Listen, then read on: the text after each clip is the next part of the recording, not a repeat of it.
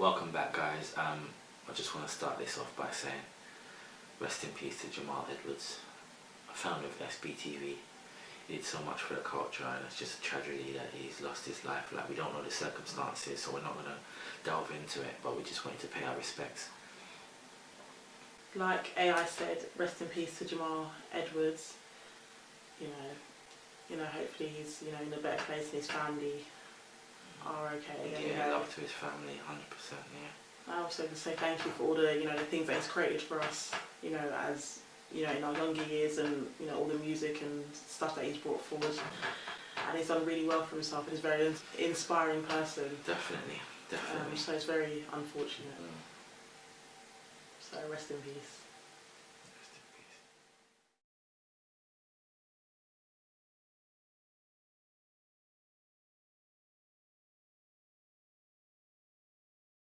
So,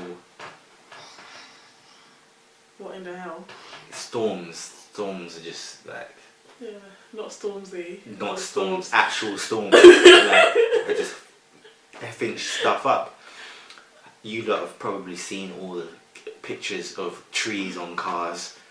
Like, when you talk about trees versus cars, trees are winning right now. Yeah. So I mean, it's all good and well, and it's all jokes with somebody else. But you leave your house in the morning, you see a whole tree in your car. Don't know what. Listen, stop parking your cars near trees right now. Apparently, there's been 3 storms. 3 storms. Do you know that? Yeah, but apparently they've kept that silent because AI's looked this up, and there was Dudley, Eunice, and we knew about Eunice because Eunice was the one who was messing stuff up. Yeah. But now there's Franklin. Franklin apparently is. I don't know if it's on the way. I think it's more of a warning towards Northern Ireland. Right. But we might get, I think they said winds of about 50 to 60 miles per hour, which was like Eunice as well. Yeah. The few storms that we've had in the UK, I think I somewhat remember it, but I've never really had any effect, or like, my fence has been okay at home and so on and so forth, so I haven't seen too much, but I try not to go out too much. I remember Winston in the 80s, that was... Are you joking? Oh!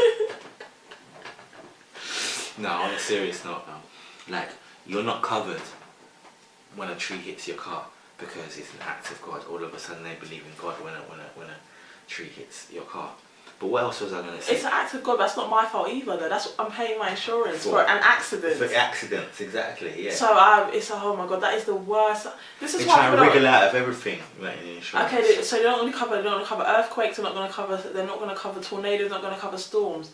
But they don't want to cover when a person's driving too slow and you crash into the back of it. But it's your fault. It's like, why the hell are we... No, let me not say that actually, not why we pay no insurance. I get why we pay no insurance. So I think I understand why. But it really seems like such a rip-off because the amount of money that insurance companies are making, they know this is happening. It's not like it was a one-off. We live in any country. Some countries are more likely to face storms, some aren't. So in the UK... Let me not say the UK, let me just talk about in England.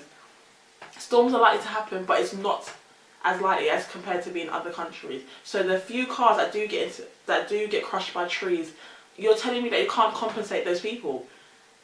And we all have to buy our cars outright. Like, it's like, I guess, I don't know if the insurance company or work for the government or whatever, but they know they've brought in the ULEZ, so they want people to not have diesel cars, which they wanted people to have diesel cars initially because it was supposed to be better. So they want everyone to move over to electric and so on and so forth. So they want us to buy new cars to support what's going on, to be more green, which is fine. It's not the wrong thing. But on top of us, everyone having to buy new cars and the increase in congestion charge and now paying ULEZ, when we have stuff like this, you're telling me that the insurance companies can't help us out, seriously. Yeah. But Gary from BG Scaffolding takes me off the road, and I have to spend all these weeks trying to get my car fixed. Okay, no worries then. I don't get it. If anyone has any want to invest in an insurance company, we have an idea. So if you have billions just lying around in your bank account, I promise you, we have a good idea for a good car insurance company. So please feel free to contact us on YouTube or on Instagram. Yes. Okay. I'm not even trying to be a millionaire. I just want a bit of car insurance to be fair for people because this is getting ridiculous. You're going to have more people driving without insurance. That's all that's going to happen. But yeah, I have to get that out of my mouth because I'm so mad. Well, while we're on the subject of cars, we've got good news about cars, right? Oh, apparently. So the congestion charge now is going to be basically there's no congestion charge after 6 o'clock in the afternoon, which I think that's what it was before. It might have been 7 o'clock. So all the people that are well, we're currently in North London, in South London, we can come and visit you at a decent time now. Is going to pay a ridiculous amount of money to get there maybe 20 minutes earlier. This is splitting up families. I know, right? I'm like, you want to go visit Mary down in South London, but you can't because you either spend 3 hours in traffic or spend £15 in congestion charge. That's why shares in Zouma have gone up. Pretty much. I mean, it's a good investment. I read an article saying that the Transport for London may go bankrupt. I didn't really read too much into it, but I'm surprised that they are reducing the hours of congestion charge, because I thought, because of COVID, we had a lot of money to pay back and so forth. But hey, if that's what they're doing, that's fine by me. So yeah, I guess that's one good thing about driving. All they need to do is kind of reduce the parking charges in certain areas, and then we'll be all good.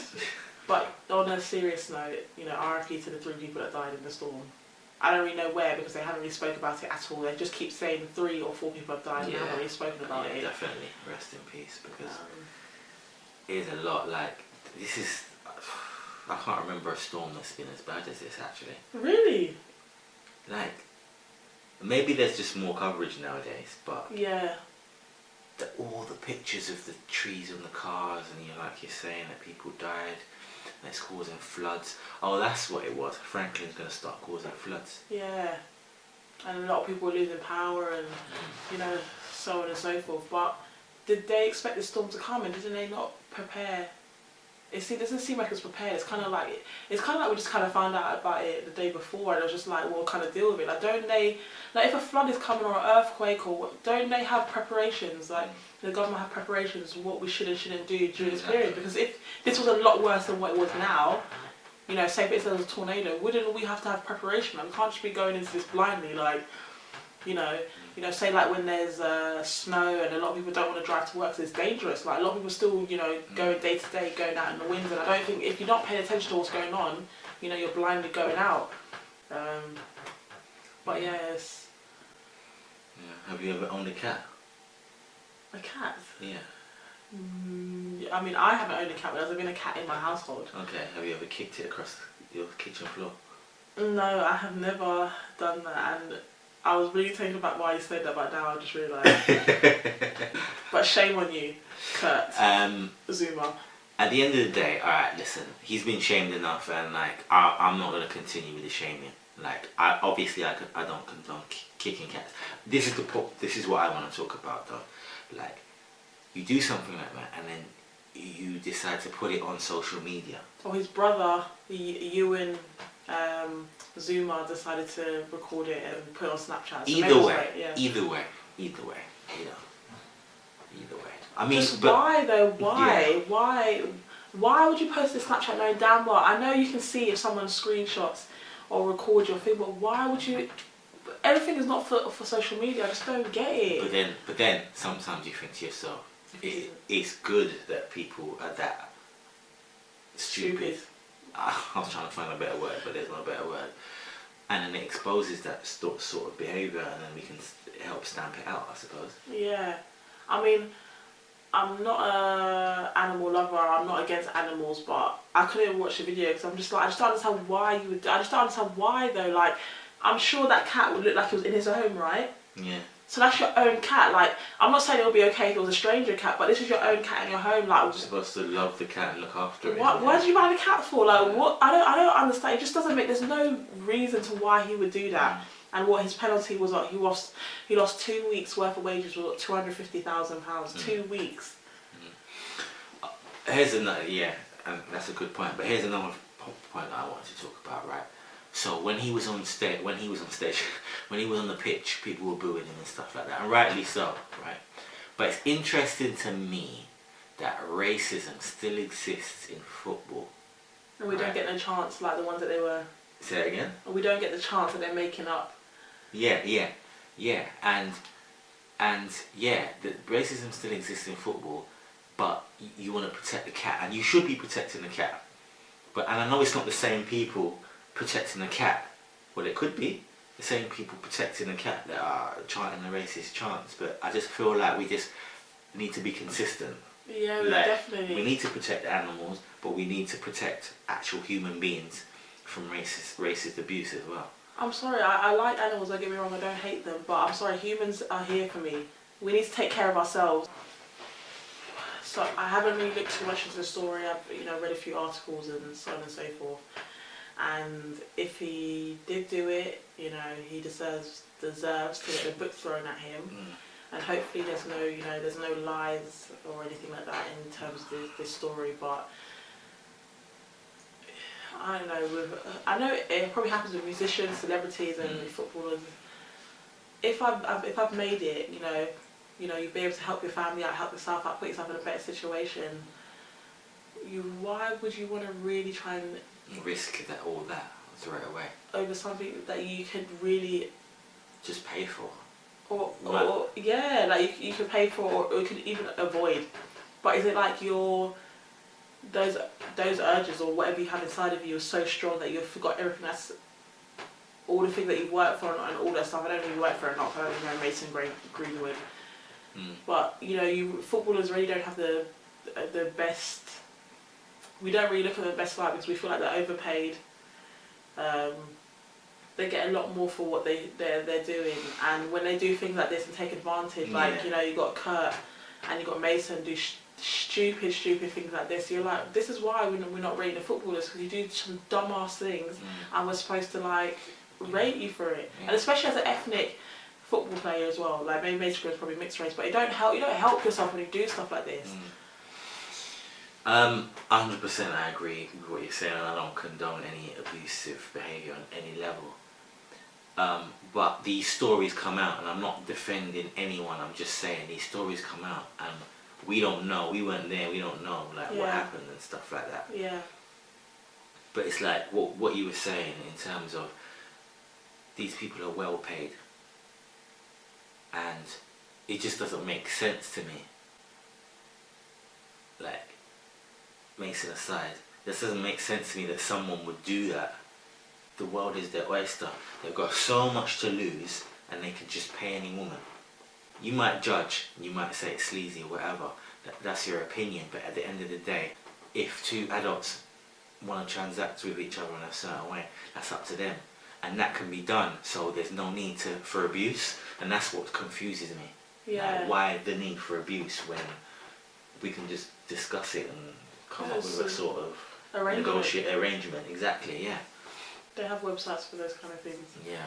But I don't know if it was his girlfriend or whoever it was, but apparently in the video you can hear him saying, I think she said something along the lines of, I didn't want to sleep with you or something like that, and he said, and whatever he said, it sounds absolutely terrible. And he's 20 years old, it's like your life's practically thrown away already, and I'm not saying knowing how the justice system works, but I doubt he's going to be going to jail. I really doubt it. So, he might be back playing football again in the next month, so, and that's probably just swept all under the rug. But I think we all need to hold ourselves accountable for the stupid things we do. And the quicker we do those things, maybe the quicker that, people can move on. But as I said, I know people say, oh, it's not about race and so on, but it isn't about race. But when you do something wrong as an ethnic minority, they're going to look at your race. Yeah, it's just how it is. And I don't know why people lie and pretend that's not the case. Oh, if it was a white guy, then okay, yeah, cool. But we're going to look at things a little bit different. Yeah. We definitely are going to look at things a little differently. Yeah.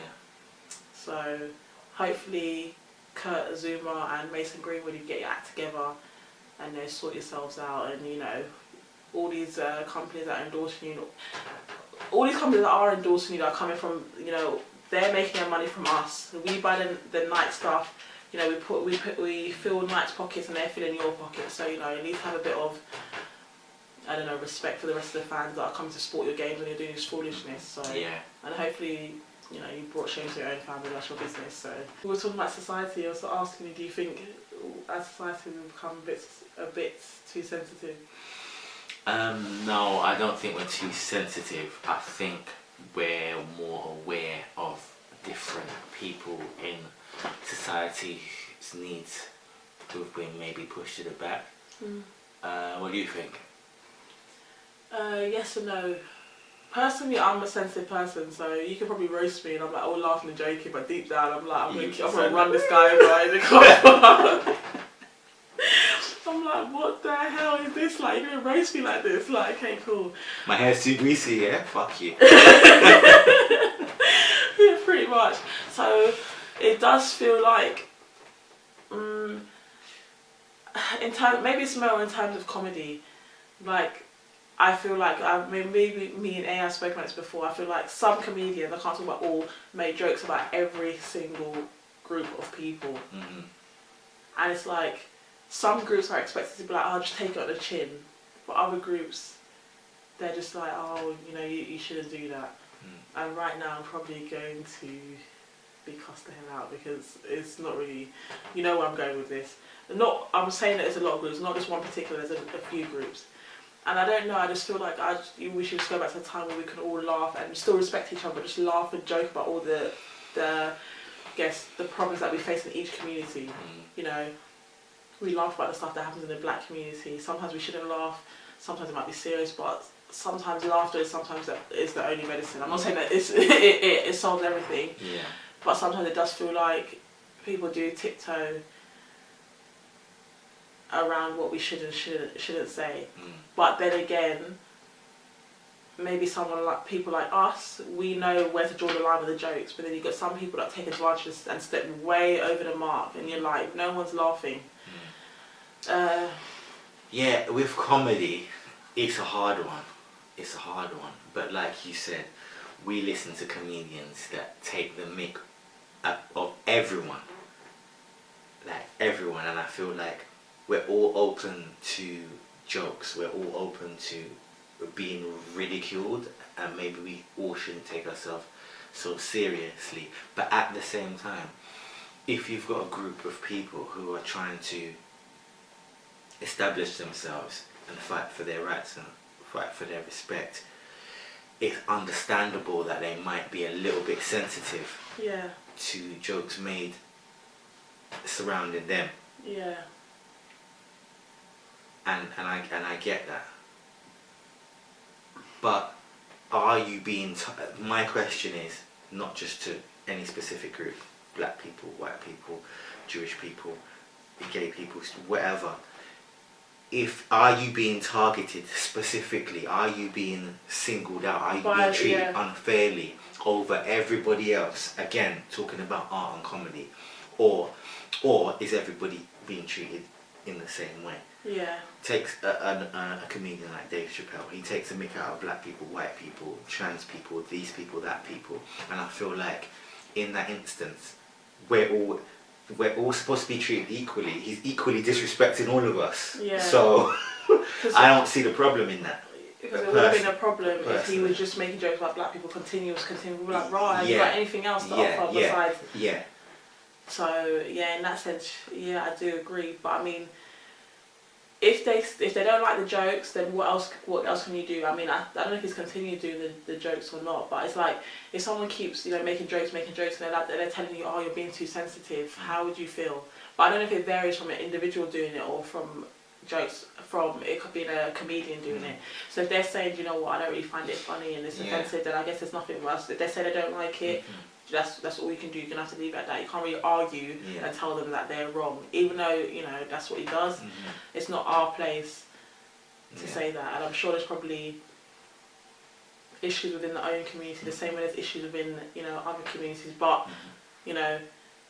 there's certain things that you just cannot make jokes on. Like, I don't think I've heard people make jokes about the Holocaust or anything like that. You don't think you have? No, not that I can think of the top of my head. Maybe not the Holocaust, but I've seen jokes surrounding Jewish people. Yeah, about Jewish people, but there's a whole lot of jokes about slavery, though. Yeah. Okay. Fair enough. But how would you feel if a white comedian made a joke about slavery? It wouldn't sit nice. I'll be totally honest. It wouldn't sit nice. But then, you're asking me that. But I haven't heard the joke, if there ever was one. I feel like comedy laughter is involuntary. Yeah. Do you know what I mean? So if I say something I'll make you laugh. It just makes you laugh. Yeah. That if I say something and it makes you laugh, that means that thing was funny. But then we have to discuss whether it was inappropriate or not. Yeah. And I think that's where we're like getting the lines blurred. And it comes down to the person who is saying it's intention. Yeah. If that makes any sense. Yeah. I mean, You know. you're never really going to know anyone's true intention. You're never really going to know anyone's true intention. And this topic's probably going to go into something else, and maybe it'll be another video. So I think maybe... But really you think certain people are too sensitive, that's what you're saying? No, I think as a whole. I'm talking about myself as well. Like, I know I can be sensitive, and sometimes I'm like, it's not even that deep. If I know, but I'm confident with myself, I shouldn't care what anybody else thinks. You know, got a big forehead and all sorts, so I have to love it. Can I ask you a question? Do you think other non-black people think that black people are too sensitive? And let me give you an example. You know when Jamie Oliver tried to drop the jerk rice? Yeah. Right? Do you like, only we would understand why that, Right. only we would understand why we didn't like that, right? Yeah. But do you think other people are looking at it like, why are you making such a big thing about it? That, or they probably just didn't care. Like, because it's not something that, if it's not something that you grew up with, you don't really understand. I don't think they were thinking, oh, why are we being so sensitive? So they probably just thought that they didn't care. Yeah. Like, you know when you had the whole Black Twitter thing? Yeah. Some jokes just don't reach certain parts of Twitter, so there's something that it just won't even reach them, so they won't even really pay attention to it. Yeah. And I don't even know if I ever even, if this backlash ever got back to Jamie Oliver. Like, what did Jamie Oliver say about this? He must have. Did he ever? If anyone knows, let me know what Jamie Oliver said about this jerk rice thing, because I've never heard what he said in response to this. I don't know the answer to that question, and that's a very good question. But I do remember Levi Roots talking about it. I specifically remember Levi Roots on daytime TV, and he was like, you know how Levi Roots is calm and like, I'm friends with Jamie. I just don't understand why he just didn't come and talk to me. And I feel like that was real. It was like, you're making something that's Caribbean. Me and you are friends. And you couldn't ask and for you didn't come. Yeah, you didn't come to me and let me. Like, I could have guided you on this. And told you it was a good idea. I mean, maybe I could have helped you with the branding. I could have. But doesn't Levi Roots have his own issues? Okay, but you could even send a DM to Ainsley Harriott. Like, I'm sure he would have told you to do his. Have you tasted Marco Pierre White's rice and peas? Banging. I've never tried the white rice with green garden peas. If you don't know what we're talking about, you need to check Marco Pierre White's rice and peas video on YouTube. Yeah. So with that being said, we're going to cut this video short. Thanks for tuning back into Authentic Analysis, and see you with a true crime video next.